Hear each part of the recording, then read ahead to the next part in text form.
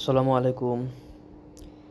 আসলে একজন মুসলমান ব্যক্তির শুধু তার জ্ঞান আহরণ নয়, তার জ্ঞান চর্চা নয়, তার শারীরিক চর্চা প্রয়োজন। আমরা আসলে এই ভিডিও থেকে তাই শিখতে পারি। যদি আমরা শরীর চর্চার সাথে জ্ঞান আহরণ করি বা জ্ঞান চর্চা করি, তাহলে দুটো মিলে আমরা খুবই তাড়াতাড়ি লাভ করতে পারবো জ্ঞান বা শরীরের সুস্থতা। আমরা আসলে খেলাধুলার প্রতি খুবই কম ঝুঁকে আছি, শুধু ফোন নিয়ে পড়ে থাকি। আমাদের শরীরচর্চা করা উচিত এবং সাথে সাথে ইসলামিক জ্ঞান চর্চা করা উচিত। ইনি আমাদের ইমাম সাহেব, ইনি সব দিকেই পারদর্শী।